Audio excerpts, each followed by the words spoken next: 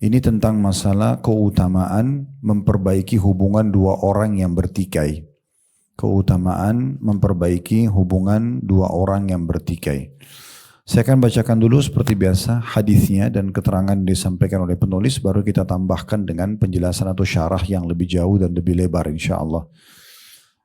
Berbunyi dari Abu Darda radhiyallahu anhu, dalilnya di halaman 76. Dia berkata bahwasanya Rasulullah sallallahu alaihi wasallam bersabda, "Ala ukhbirukum bi afdhala min darajatis siyami was salati was sadaqah?"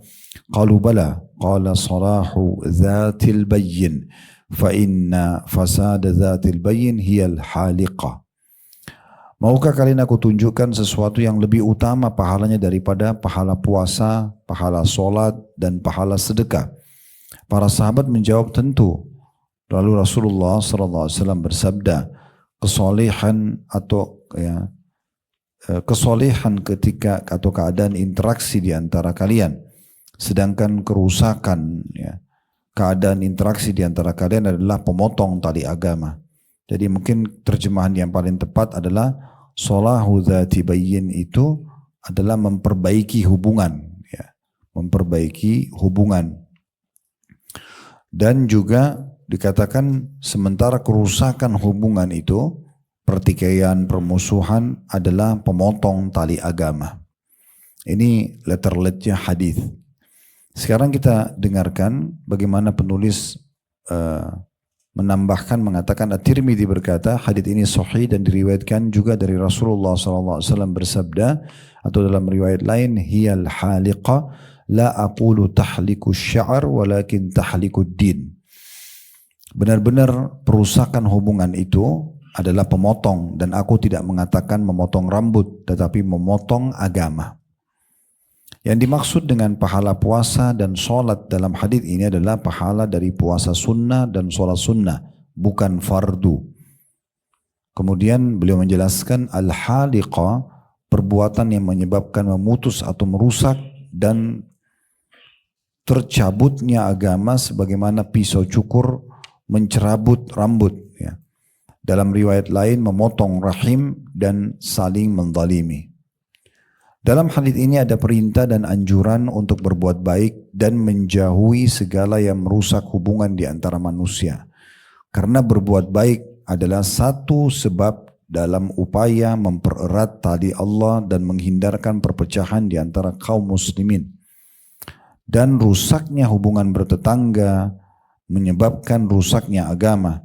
Maka barang siapa yang berusaha memelihara kebaikan dan menghindari kerusakan hubungan tersebut, maka dia akan memperoleh pahala melebihi pahala orang yang berpuasa dan bangun malam yang hanya memperhatikan dirinya sendiri. Ini saya baru bacakan ya. Kita sekarang coba masuk kepada penjelasan. Dari hadis ini kita bisa ambil pelajaran, ibu-ibu sekalian. Yang pertama adalah pentingnya seseorang pengajar menggunakan beberapa retorika dalam mengajar. Terkadang pemateri mungkin langsung masuk ke inti bahasan. Lalu kemudian masuklah menjelaskan apa yang dia ingin sampaikan dari dalil, dari kisah dan seterusnya. Terkadang juga ada retorika yang lain yang Nabi SAW gunakan dengan melempar pertanyaan. Seperti mengajak audiens untuk berpikir, maukah saya tunjukkan, maukah saya ajarkan, misal. Ini juga sering dipakai oleh Nabi SAW seperti dalam hadis ini. Mau enggak saya beritahukan kepada kalian yang lebih baik daripada kalian berpuasa, sholat, dan juga sedekah. Lalu tanda tanya. Ini untuk juga memperhatikan apakah audiens itu punya respon positif enggak. Makanya para sahabat mengatakan tentu. Nah kalau orang-orang yang di depan kita mengatakan iya mau, misalnya. Contoh ibu-ibu mau ngajar anak-anak ya. Mau enggak ibu ajarin begini? Mau enggak ibu ajak ke sini misalnya. Itu kan kita menarik perhatian mereka. Kalau mereka mengatakan oh iya mau, berarti kan ada respon positif. Karena respon positif ini akan sangat besar efeknya. Kalau orang punya keinginan besar, kayak misalnya ibu-ibu tadi ke taklim ini ngajak teman-temannya, mau nggak saya ajak ke taklim misalnya. Kemudian dia mengatakan, oh iya mau, berarti kan dia respon positif. Di saat dia datang, jiwanya siap untuk belajar. Dan akhirnya dia mendapatkan ilmu dan mudah untuk mengamalkan. Jadi daripada orang yang kita paksa untuk datang, belum tentu dia suka misalnya, maka hal itu mungkin akan bertolak belakang dengan apa yang akan dia pelajari. Mungkin dia hanya datang mengganggu temannya misalnya, atau hanya sibuk dengan hal yang lain yang tidak bermanfaat bagi dia. bahkan mengganggu orang lain yang datang gitu ya. Ini diantara retorika. Terkadang juga Nabi SAW menggunakan retorika, pertanyaan bukan mengatakan misalnya mau kak saya beritahukan, tapi kadang-kadang beliau mengatakan tahukah kalian ya ada sebuah pohon yang walaupun ditiup angin tidak bergerak daunnya, dan itu perumpamaan orang-orang beriman. Maka Abdullah bin Umar radhiyallahu anhu mengatakan, saya sudah tahu jawabannya. Sebenarnya dia adalah pohon kurma. Pohon kurma itu biasanya kalau cuma ditiup angin kan tidak gerak daunnya karena agak keras, gitu ya. Kecuali mungkin kita tidak bicara angin topan atau badai, tapi ini angin biasa. Maka Abdullah bin Umar mengatakan, saya tahu jawabannya sebenarnya pohon kurma, tapi karena di hadapan Nabi SAW cukup banyak sahabat-sahabat yang senior, maka saya tidak ingin melampaui mereka. Ya, kemudian yang kita ambil pelajaran dari hadis ini adalah bagaimana Nabi SAW menyampaikan retorika seperti ini. Jadi ibu terutama yang sering interaksi sama anak-anak harus mempunyai banyak retorika. Ya, dan kita harus tahu masa anak-anak itu adalah masa bermain. Jadi kalaupun kita mau ajar memang harus dengan cara alam mereka. Kita nggak bisa paksakan monoton dengan cara kita orang dewasa. Dikasih buku suruh baca misalnya. Maka itu mungkin agak sulit bagi mereka. Tapi bagaimana kita yang meringkaskan isi buku itu lalu kita ceritakan kepada mereka dengan cara bermain atau di alamnya, itu akan jauh lebih pas gitu ya. Itu yang pertama pelajarannya. Yang kedua, ternyata ada amalan-amalan di dalam Islam yang pahalanya sangat besar, cuma dilalaikan oleh mayoritas kaum muslimin. Kenapa saya katakan mayoritas? Karena banyak memang orang tidak peduli masalah ini. Sampai Nabi SAW mengatakan amalan ini lebih baik daripada puasa sunnah, sholat sunnah, dan sedekah. Dan ini sunnah, bukan hal yang wajib ya. Karena kalau amalan wajib tidak ada yang bisa mengalahkan pahalanya. Tapi kalau amalan sunnah, maka ini bisa berbeda-beda derajatnya. Berbeda-beda derajatnya. Artinya di sini tidak mungkin amalan sunnah bisa mengalahkan amal wajib. Yang bisa adalah sunnah dengan sunnah. Ya. Makanya yang dimaksud sini adalah tadi penulis tekankan adalah yang dimaksud dengan puasa adalah puasa sunnah kayak Senin Kamis hari ini misalnya atau Ayyamul Bid. Maka ini bisa dikalahkan pahalanya dengan apa yang akan kita bahas. Begitu juga dengan sholat Qiyamul Lail, sholat duha, sholat Qabliyah, Ba'diyah. Semua ini bisa dikalahkan dengan pahala ibadah yang mau disebutkan. Begitu juga dengan sedekah. Kalau yang wajib adalah zakat. Tidak dibahas zakatnya tapi dibahas sedekahnya umum. Ya. Ini masih ada yang lebih besar pahalanya. Maka ini penting sekali untuk digarisbawahi karena yang dititik beratkan adalah salahu dzati bayyin. Memperbaiki hubungan baik kita dengan orang lain ya, sehingga selalu baik saja sama orang, atau kita memperbaiki hubungan kita dengan seseorang yang sudah pernah rusak, atau memperbaiki hubungan dua orang yang sedang bertikai. Jadi ada 3 bahasannya di situ ya. Bisa kita selalu menjaga hubungan baik sama orang supaya kita tidak punya musuh. Ya. Semaksimal mungkin kita usahakan kita nggak punya musuh. Orang memusuhi kita itu biasa, tapi jangan kita melahirkan permusuhan. Ada orang biasa memang jiwanya jiwa konflik, suka berantem, suka ribut, suka buat masalah sama orang. Terbukti tiap hari cuma cari kesalahan dan kekurangan orang. Ya. Begitu buka WA sudah tahu di grup atau di grup langsung pertanyaan pertama sudah tahu belum? Langsung gosip duluan. Berita tentang orang, kejelekannya segala macam. Ini orang yang suka cari musuh. Orang seperti ini gak akan tenang hidupnya. Lama-lama karena dia sudah jadi pola, mungkin kalau tidak ada lagi musuhnya yang bisa dijadikan target di luar, suaminya jadi target, anaknya jadi target, pembantu jadi target. Bahkan kalau tidak ada orang, dirinya sendiri juga jadi konflik. Misal dia keliru aja pakai sendal, dimarah-marahin dirinya sendiri.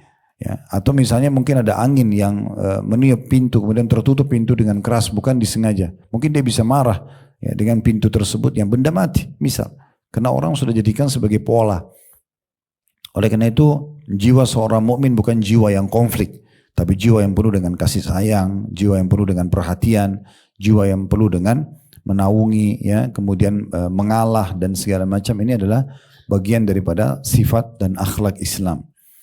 Makanya di sini disebutkan masalah itu. Ya, jadi memperbaiki hubungan antara kita sama orang lain atau memperbaiki yang misalnya kita tidak ada masalah tapi kita selalu menjaga hubungan baik. Kemudian memperbaiki hubungan kita sama orang yang pernah rusak hubungannya, mungkin pernah bertikai. Ya, ini termasuk perlu kita ingatkan suami istri yang sudah bercerai. Ya, maaf kalau memang di sini ada karena saya tidak kenal ibu-ibu sekalian, tapi kalau ada orang yang sudah bercerai, maka dia harus adil. Yang bermasalah adalah dia sama mantan pasangannya, nggak ada hubungannya sama anak. Nggak ada hubungannya sama orang tuanya si mantan pasangan kita. Karena tidak ada namanya mantan mertua, tidak ada namanya mantan anak mantu. Sekali kita menikah dengan anak seseorang dan sudah terjadi interaksi biologis, maka orang tuanya jadi mahram selamanya. Jadi kalau seorang muslimah pernah menikah dengan seorang laki-laki kemudian bercerai, maka ayahnya si mantan suaminya itu tetap mahram dia, seperti ayah dia. Boleh ketemu kapan saja. Ya. Walaupun sudah bercerai dengan suaminya gitu ya. Karena tidak namanya mantan mertua, tidak namanya mantan anak mantu. Ini mahram abadi yang disebabkan karena pernikahan. Mirip juga dengan anak pasangan kita. Maaf, misalnya ada seorang muslimah nikah sama seorang duda punya anak laki-laki misalnya. Dan anak laki-laki itu sudah balik dan sudah terjadi interaksi biologis antara si duda dengan si muslimah ini. Maka anak mantan suaminya kalaupun dia cerai sama duda itu akan jadi mahram abadinya. Ya, tidak boleh terjadi pernikahan di antara mereka karena ini sudah mahram. Itu juga sama kalau kita balik, laki-laki menikah sama seorang janda punya anak gadis. Kalau dia sudah menikah sama si janda dan sudah terjadi interaksi biologis, ini syaratnya terjadi interaksi walaupun cuma sekali, bercerai, anak gadisnya si janda itu akan jadi mahram abadi dia. Jadi tidak boleh dia menikah dengan anak gadis tersebut. Kecuali satu keadaan tadi saya bilang, itu kan kalau sudah terjadi interaksi biologis. Kalau belum terjadi interaksi biologis, misalnya baru nikah, terus terjadi perceraian, belum terjadi kontak fisik. Maka di saat itu tidak ada hukum mahram dengan orang tua mantan pasangan yang bercerai tanpa interaksi biologis, begitu juga dengan anak-anak mereka. Jadi ini salah satu hukum yang harus difahami tentunya ya. Jadi kalau ada hubungan kita yang pernah rusak, ya itu antara kita sama ya, mantan pasangan saja. Itu pun Allah mengatakan dalam Al-Quran, kita harus wa'tamiru bainakum bima'ruf. Kalaupun sudah cerai, tetap harus membicarakan perkara-perkara dengan cara-cara yang baik. Misalnya pendidikan anak, ya, misalnya nafkah semasa iddah, gitu kan? Itu tetap harus bicara tentang masalah ini, terutama masalah pendidikan anak dan hak asuh anak, hak anak ini ya. Karena kadang-kadang karena egoisme, maka yang satu mau jalan dengan pendidikan A, yang satu mau jalan dengan pendidikan B. Padahal sebenarnya harusnya kita memikirkan tentang maslahat anak-anak.